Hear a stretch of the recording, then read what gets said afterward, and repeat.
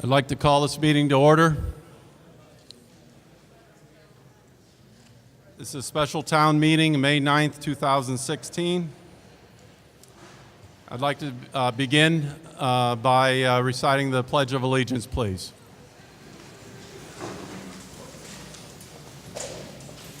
I pledge allegiance to the flag of the United States of America and to the republic for which it stands, one nation, under God, indivisible, with liberty and justice for all.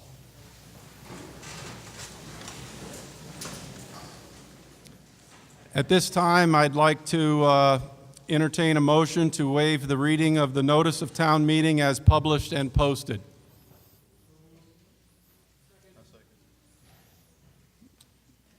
You know names there? State your name, please. I'll second it. Any discussion on the motion?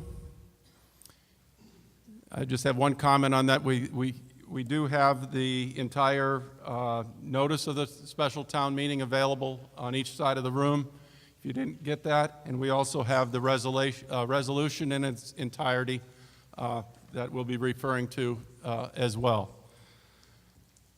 All those in favor of the motion of waiving the reading of the notice of the town meeting signify by saying aye.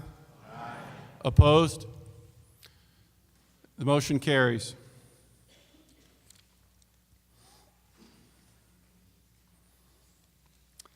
The next order of business is to elect a moderator. Do I hear any nominations to act as moderator this evening?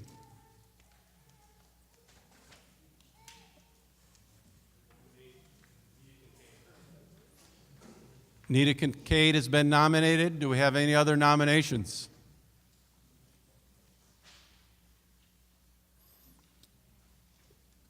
Hearing none, if we could have a motion to close nominations. Nick Mullane and Warren Spey. Any further discussion on closing the nominations? All those in favor of closing the nominations signify by saying aye. Aye. Opposed? The nominations are closed. All those in favor of Nita Kincaid acting as moderator signify by saying aye. Aye. Opposed? The motion carries.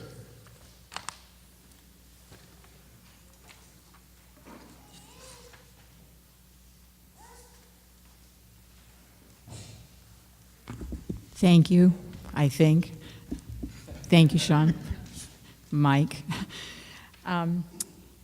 Since the selectmen, pursuant to Section 7-7 for the Connecticut General Statutes, have submitted the resolution to be presented under Item 1 of the notice to referendum vote, after the introduction of and reasonable discussion on the resolution, this meeting will be adjourned to a referendum vote.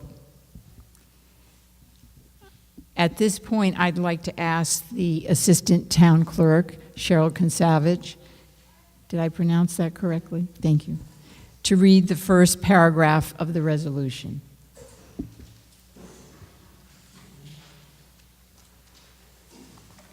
Resolution of the Town of North Stonington appropriating $38,550,000 for the design, construction, equipping, and furnishing of a new Wheeler Middle High School addition and renovation to the gymatorium, and an addition and renovations to the North Stonington Elementary School, demolition of portions of the existing Wheeler Middle and High School, and other improvements to be used for the North Stonington Board of Education Central Office, and authorizing the town to issue bonds or notes and temporary notes to finance the portion of such appropriation not defrayed from grants. Thank you, Cheryl.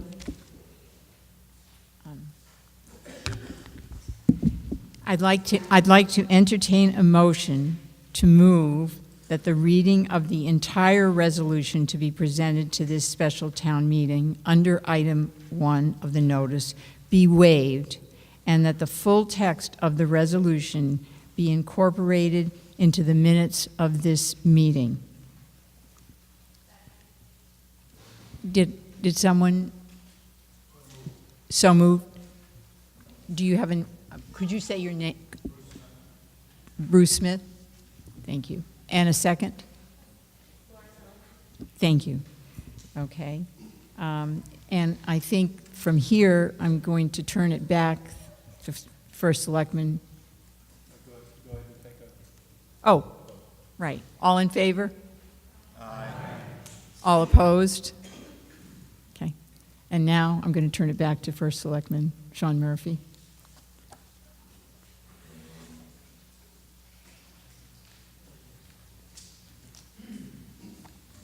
Just a few comments before we have a presentation this evening. I'd like to note to everyone that the need for a school building project has been going on for some time. The need was first recognized 10 or 12 years ago, and where we started having facility studies. We had a Castle Booze architect did a presentation. As you know, it had been to referendum on 2 previous occasions not that long ago. Each time that it comes forward, it's pretty much the same things that need to be accomplished to our schools. The only thing different this time is we've built upon those requirements because of different code, changes in code and so forth. But each time that we delay doing a project, the cost goes up. If we would have done the project that was defeated last, that would cost us in today's dollars millions more than what we are proposing at this time. The committee has worked long and hard. They've been meeting weekly for months and months, and they have made, you'll see their recommendation that they presented to the Board of Selectmen. The Board of Selectmen and the Board of Finance, and I'm sorry, I should start with the Board of Education, the Board of Selectmen, and the Board of Finance has recommended this project, and that's why we're here today to discuss it, ask any questions we might have, and as you know, we'll be taking it to a referendum next Monday. I'd like to thank the committee members that have worked on this for some time. They put a lot of, besides their weekly meetings, there was subcommittees and so forth working on this. They have entertained a number of questions throughout the different meetings and gotten answers for our townspeople, and I really applaud the efforts that they have done. And with that said, I would like to introduce Mike Urgo, who is the chairman of the ad hoc school building committee for the modernization of our schools.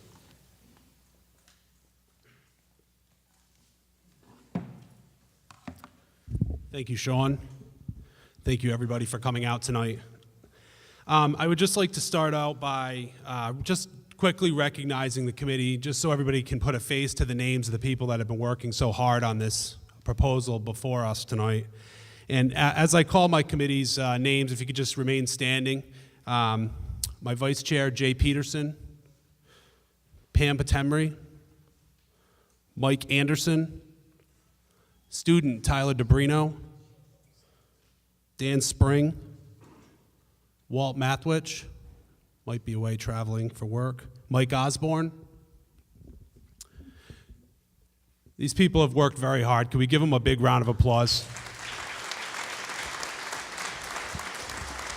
Thank you. I'd also like to ask if there's any committee members from the last ad hoc committee here, if you could stand. I don't know if anyone's here from that last committee. Okay.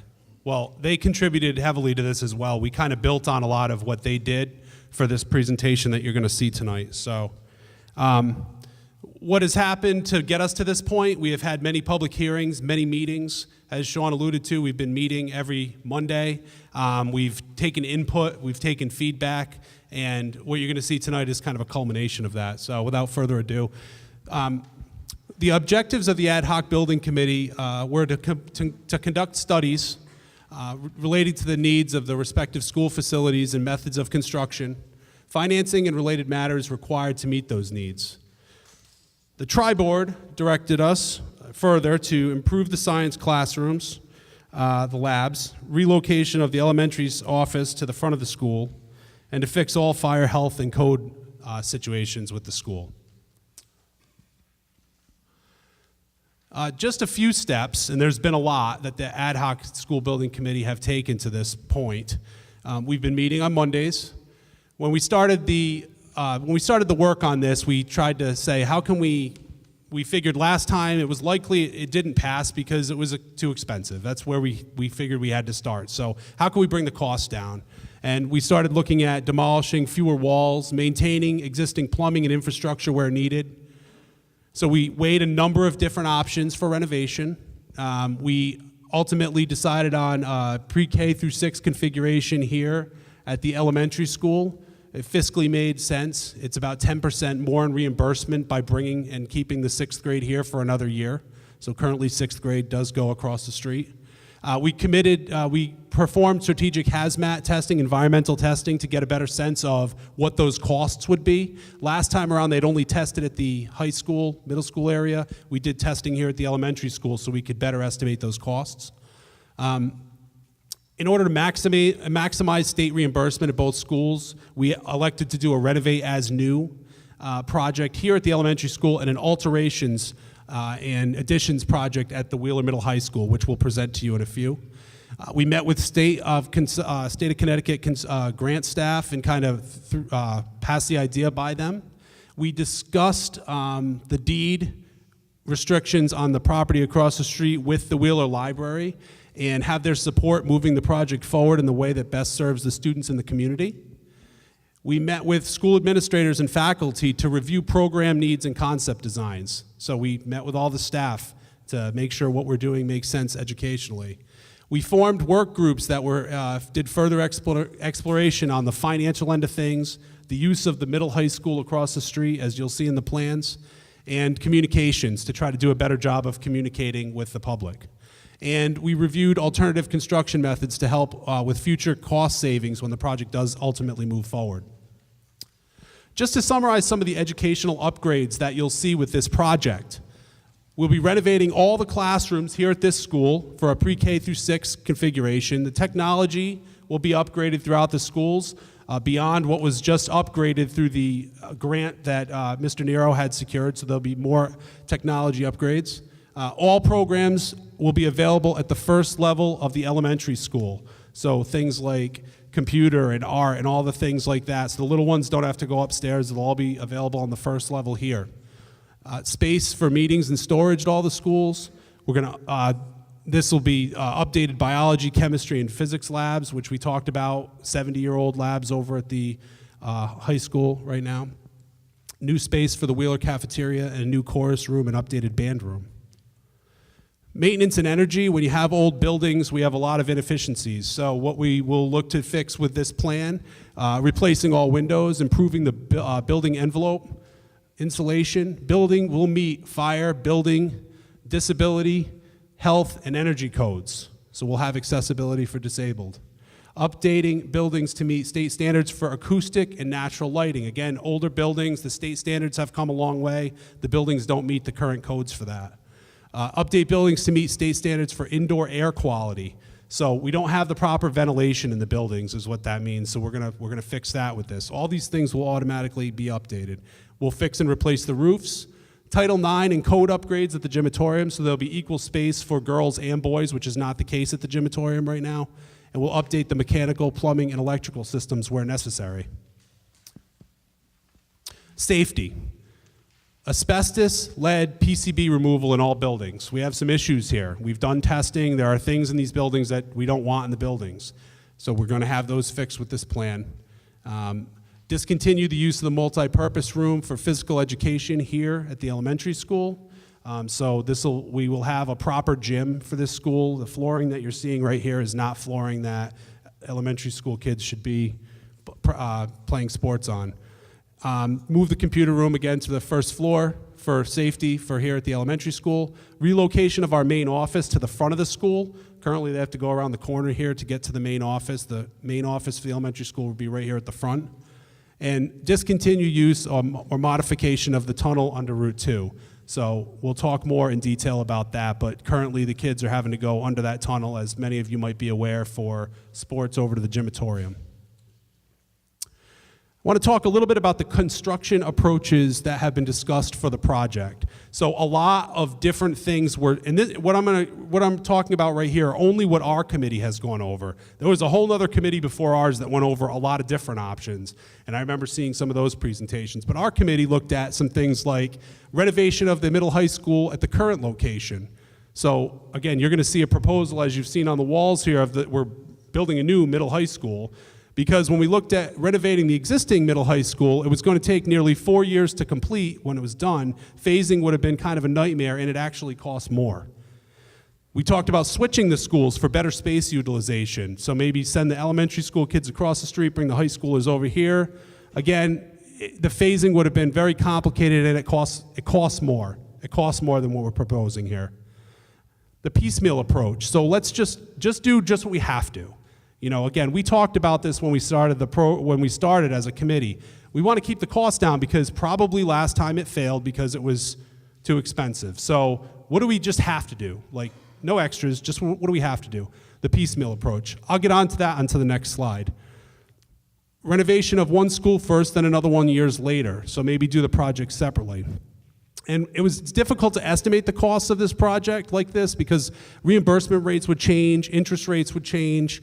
But really, we estimated that to be several million more over time using the approach, and our reimbursement rate would likely be lower over time. So reimbursement rates change every year, and those aren't guaranteed. Excuse me. Send our high school students to other schools. So the Board of Education reaffirmed their unanimous support for keeping all the students K through 12 here, and basically current and prior year discussions of sending students elsewhere have indicated little savings, possibly more money per pupil when busing and other associated expenses are considered. Children may not be able to participate in extracurricular activities due to long commutes if they were sent to neighboring districts, and our community would not have oversight of our students or the curriculum, nor the control of rising tuition rates. We didn't spend a lot of time on this one because this wasn't a directive as a committee. We did look very slightly at what the cost of, say, a K through 8 building would be, and it actually costs very similar to what we're proposing right now with a K through 12. So again, another option that was looked at. And doing nothing at all, it's the one option that really we didn't feel was an option at all. We have serious issues here at the schools that need to be addressed, and if we're going to keep our kids here, we have to address these things. So as I alluded to the capital improvements approach, this is the piecemeal approach that I was talking about. So this is the approach that let's just fix what we need to do, and nothing more. You know, we understand costs are tough. None of us want to see our taxes go up. But as you can see here, when I go down the list, we have hazmat remediation and replacement at all schools at a gross of $13.9 million. That's taking the hazardous materials out of the schools. Indoor air quality, ventilation, and air conditioning. So we're talking about having the proper air quality in the schools that the kids and the teachers and the faculty should have. Fixing that, it's $8.9 million. Roof replacements. The roofs are over 20 years old now, and they will need to be replaced. So that's something we'd have to look at $3.2 million. Fire suppression, sprinklers in schools. Our schools aren't sprinkled. We feel like that's something that we'd want to do bare minimum to fix as well. So that's $2 million. Security, this Route 2 connector and location of the office. So that's fixed, dealing with the tunnel and the office here over at the elementary school, and that would be $2.5 million. Updating code and ADA deficiencies. So in other words, making accessibility for our disabled students. $5.2 million. And then existing the science labs as directed by the tri-board. It's something that our science labs are 70 years old. We can't teach certain things in our science labs because they're so old, and that's $2.3 million. That's kitchen staying the same, no site work, no buildings additions or demolition. The total net cost of that, the total cost is $38 million. The net cost is $27.9 million. You're going to see a proposal for a project that's millions less than this, and it actually gives us state-of-the-art facilities. So you can see why our committee would say, let's kind of go in this direction. But just so you know, this is something that we did look at. Just to kind of give you an overview, Selectman Murphy alluded to this before. We did look at 2 different projects in 2014, and the first time we came to referendum, we were coming with a project that ended up cost to the town was $30.62 million after the space standard waivers, and I'll get into those as well. The cost to the town in June 2014, when we came back just a couple of months later, was $25.12 million. And the proposed project this time around with the space standard waivers, $21.68 million. So what we've managed to do as a committee, which I'm proud of, is that we came back with something that's less expensive than last time. And if anyone was paying attention at the last town meeting that we had for the school, we were told if you wait, it's probably going to go up 10% per year. We delivered a project here that's actually less. Now, with that being said, there is less scope with this project. The last project had things like we had another gym that we were going to have on the building over here. We were doing other things that we're not doing with this project. So I don't want you to think it's the same project. It's a different project, and we did have to sacrifice some things, but we've delivered something with less cost.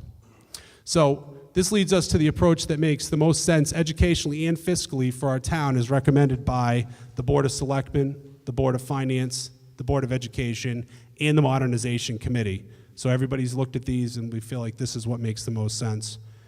I'd like to ask one of my committee members, who's the Director of Pupil Personnel and Special Education in Avon, Connecticut, to come up and actually lead us through the building and what it means for us as a town with the building that we're going to construct. So Pam Patemry, if you'd come up and guide us through that.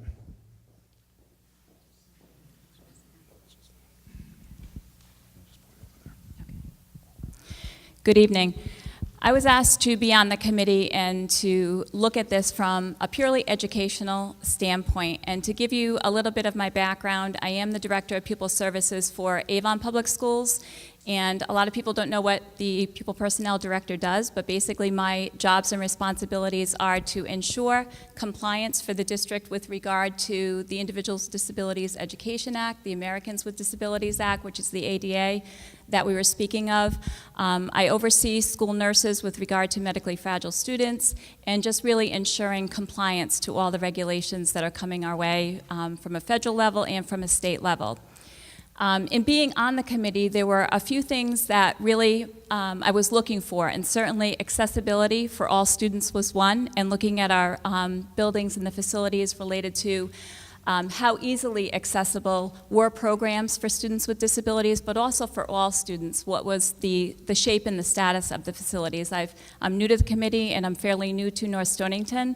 But I do believe that the facilities are key in the educational system, regardless of how many children you have in the system or the status of the children in the system. So from an educational standpoint, I wanted to walk you through some of the considerations with regard to some of the new pieces of legislation that have come down and the mandates from the state. The very first thing when I was on the committee and looking at all of the issues that were at hand was safety. Naturally, we think about keeping our students safe, and the first thing that struck me was definitely the tunnel and going from one side of the road to the other. And it was interesting because in my work, I converse obviously with a lot of other educators, and it was surprising to me that people up toward Hartford were very well aware of our tunnel and some of the concerns, and the comment was, you still have that tunnel? And given what we know about school safety, and maybe I know too much from going through some of the safety trainings that we have to go through that are mandatory, it was a concern of mine, and it is a concern of mine that the tunnel is still in play. So one of the biggest factors for me was ensuring that the school building was actually moved to the other side of the road so we could take that issue right off the table. The other issue related to the building physically being moved to the other side of the road is going back to accessibility. So right now, students with disabilities are segregated and separate from their peers in a lot of ways, but the one thing that students with disabilities have to go through in order to access the school buildings and facilities on this side of the road is they literally have to be bused from one side of the street to the other side. So it limits their accessibility. So that, certainly from being inclusive and least restrictive, that certainly was a concern of mine. So that's something that we addressed in this new plan. The next was looking at our early childhood standards. So with the new standards that have come from, certainly we all know about Common Core, but people are not as familiar with the early childhood learning standards. And in the early childhood learning standards, they talk about space requirements. And they talk about different materials that are developmentally appropriate for that age and range of students, and also, again, accessibility to the facilities overall. So one of the things that we looked at is in this area right here, anywhere in purple. You have your pre-K classrooms, your K classrooms, and your first grade, so all of that early learning grade level, and it's all accessible to the first floor facilities. We also looked at individual spaces for special education for things like occupational therapy, physical therapy, making sure that there was adequate space for those services to happen. And on the second floor, again, looking at what's developmentally appropriate for elementary school-age children, making sure that our grades, second and third and fourth, and then fifth and sixth in the other wing. So again, making sure that developmentally appropriate space was in play. Also, again, special education facilities accessible on each level.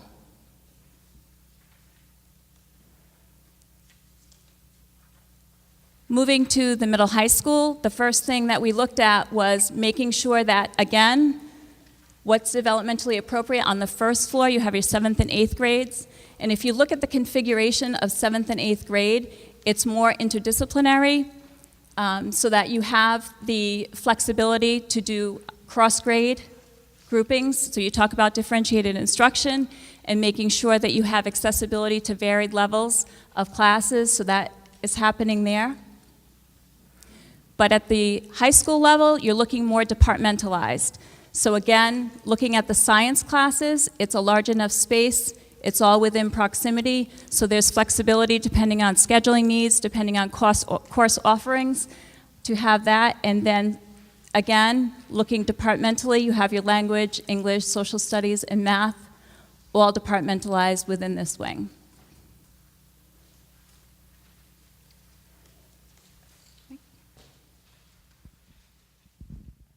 Thank you, Pam.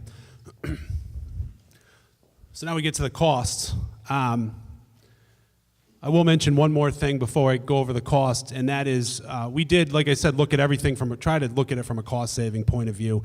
And one of the things on the elementary school that you may have noticed, if you've been at any of the other meetings, is that we are looking at doing a centralized kitchen. What that's going to mean is we will serve both buildings. Food will be prepared at one building for both buildings.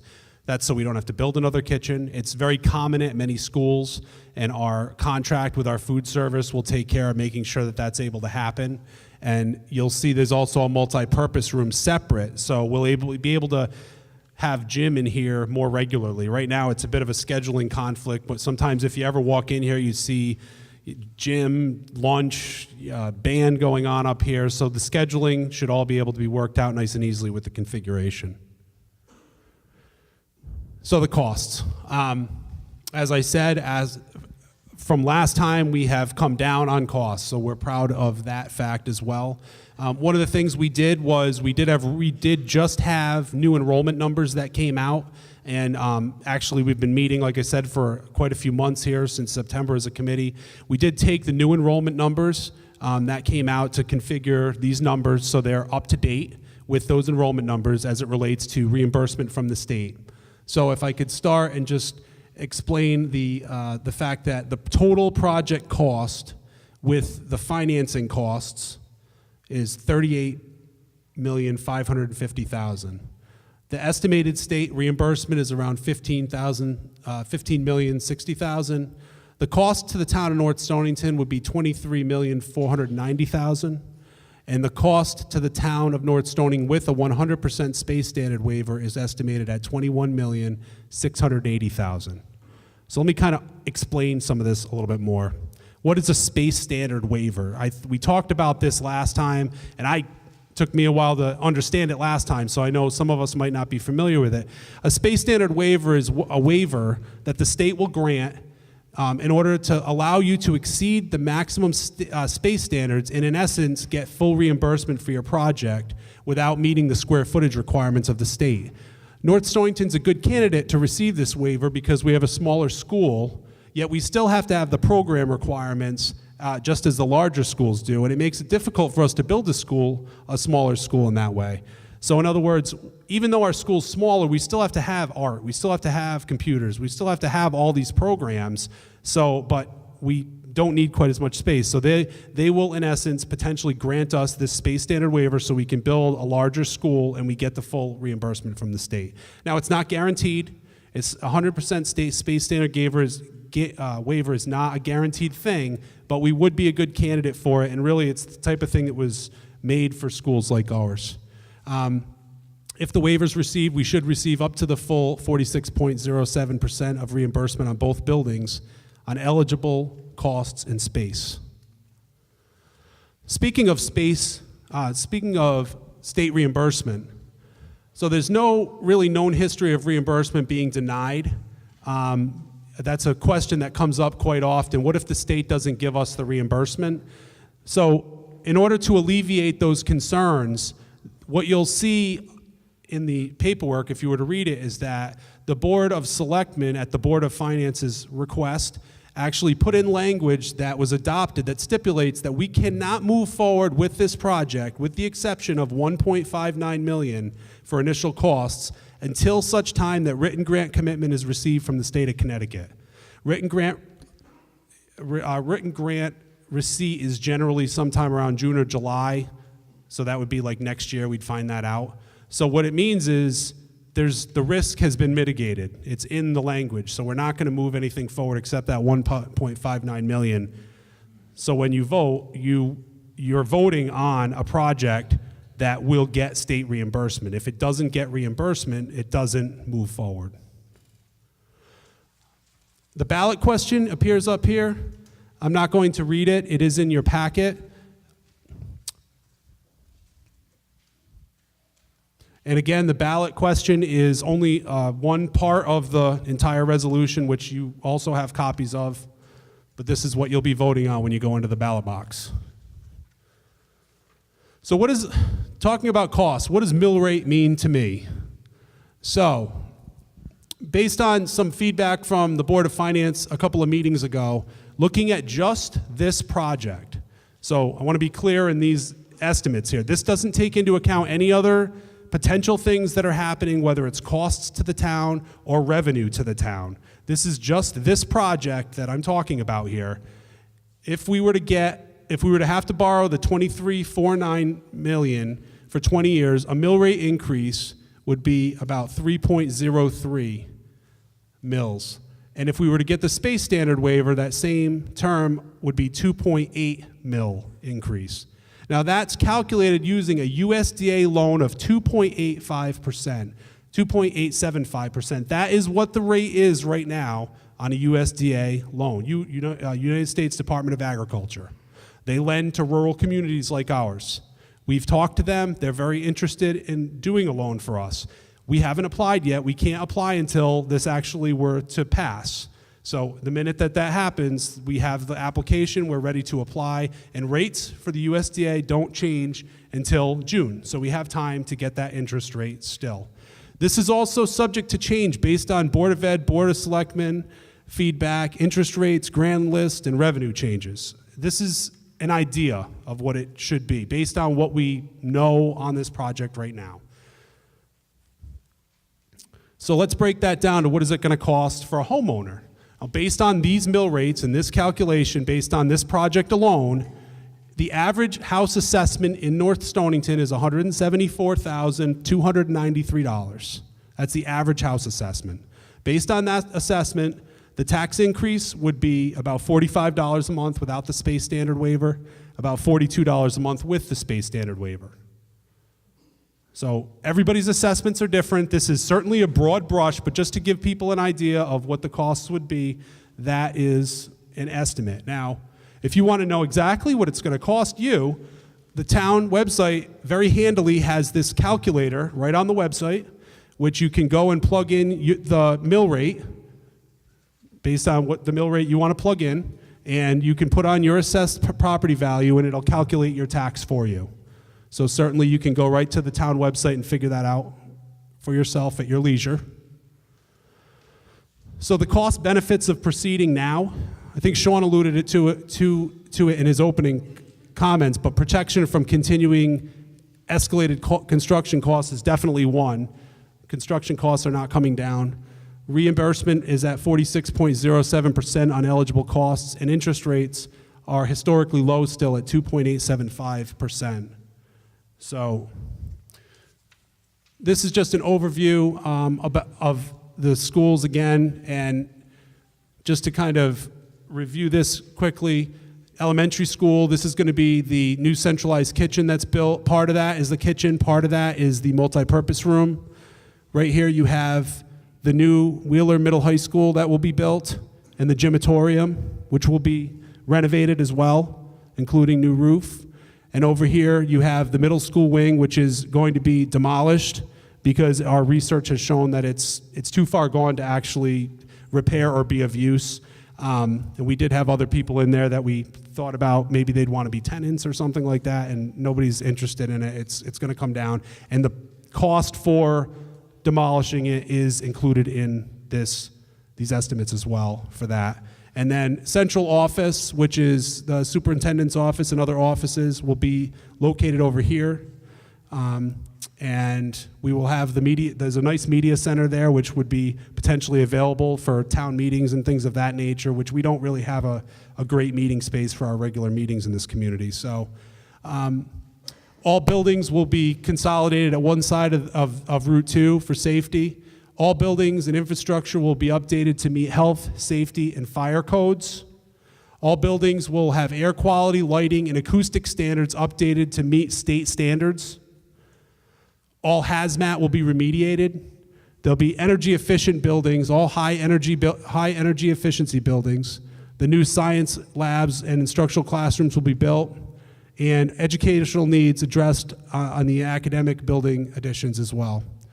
And at the elementary school, all the same stuff, health, fire, air quality, acoustics, all this stuff that needs to be repaired will be fixed and brought up to state standards. Hazmat will be remediated. Energy efficiency will be optimized. And the central kitchen and dedicated cafeteria multi-purpose room will happen. And we will also be replacing the roof at the Board of Education space for the central office as indicated right here. That about sums up the presentation.